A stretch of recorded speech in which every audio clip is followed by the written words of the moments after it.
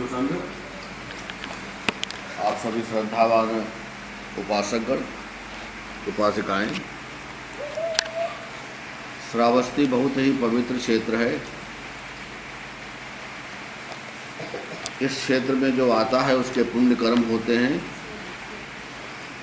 कुछ उसने पूर्व जन्म में कुशल कर्म कर रखा है, इसलिए श्रावस्ती का आगमन होता है।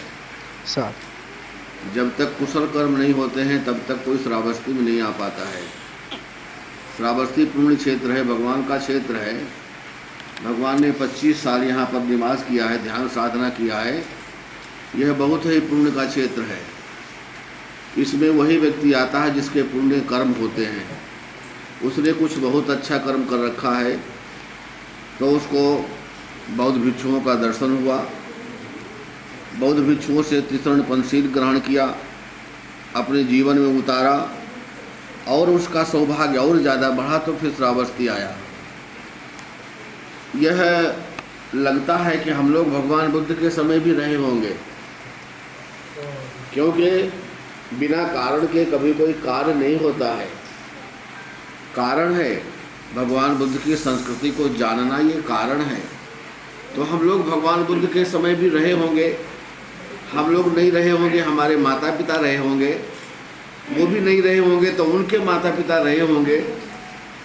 आज से 2500 साल पीछे आप चले जाओ तो जो 2500 साल पीछे हमारा पिता रहा होगा, माता रही होंगी, उन्होंने बुद्ध का दर्शन किया होगा, बुद्ध को दान दिया होगा, बुद्ध की वाणी सुनी होगी, उनका संस्कार उनके में आया, उनका संस्कार उनके में आया और आते आते आते आते उन लोगों का संस्कार आज हमारे में आ गया। तो हम लोग ऐसे पुण्य क्षेत्र का दर्शन किया और दर्शन करने के बाद एक भिक्षु संघ को महान भोजन दान दिया। भोजन दान देने से भिक्षुओं के अंदर ऊर्जा बढ़ती है, ताकत बढ़ती है, भिक्षु साधना करते हैं, उस साधना का फल आप लोगों को मिलता है। भगवान ने कहा कि दानं ताणं मनुष्यानं दानं दुर्गति वारणं दानं सग्गस्य सोपानं तस्मा दानं विशोधय। दान मनुष्य के त्राण का हरण करता है, कष्ट का हरण करता है। और दानं दुर्गति वारणं, दिया हुआ दान दुर्गति से निवारण करता है, सद्गति की तरफ ले जाता है। दानं सग्गस्य सोपानं, दान स्वर्ग में जाने की एक सीढ़ी है। इस सीढ़ी के माध्यम से आप स्वर्ग में जा सकते हैं। दानं सग्गस्य सोपानं तस्मा दानं विशोधय, इसलिए प्रसन्न चित्त होकर के दान देना चाहिए। दान कभी निष्फल नहीं होता है। दान हमारा ऐसे क्षेत्र में हमको मिलता है जहाँ हमारी कोई मदद करने वाला नहीं होता है। ऐसे क्षेत्र में दान का जो पुण्य किया हुआ है वह हमको प्राप्त होता है। एक जातक की कथा है। एक श्रोतापन्न उपासक नाव पर बैठा, उसके साथ एक नाई नाव पर बैठा।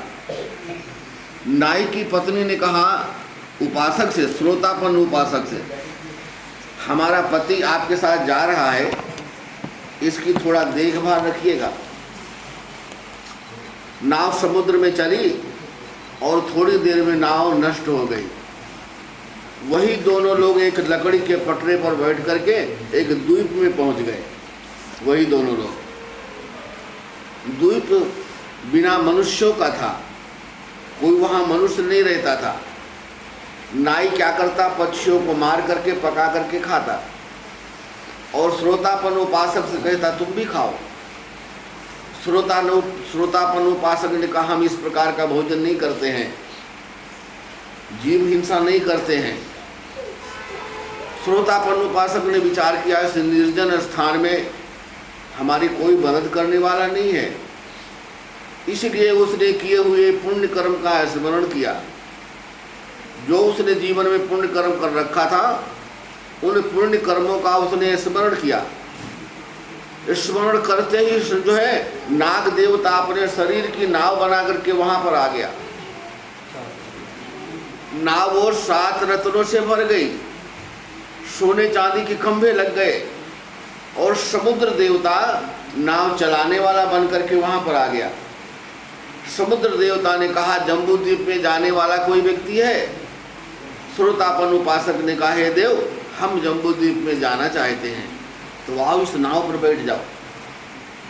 वह नाई नाव पर चढ़ने लगा तो समुद्र देवता ने कहा ये नाव इसके लिए नहीं है, ये नाव केवल तुम्हारे लिए है, तुम्हारे अंदर पुण्य कर्म का संस्कार है, इसलिए यह नाव तुम्हारे लिए है, यह नाव इस नाई के लिए नहीं है। श्रोतापन उपासक समझने लगा क्या करे।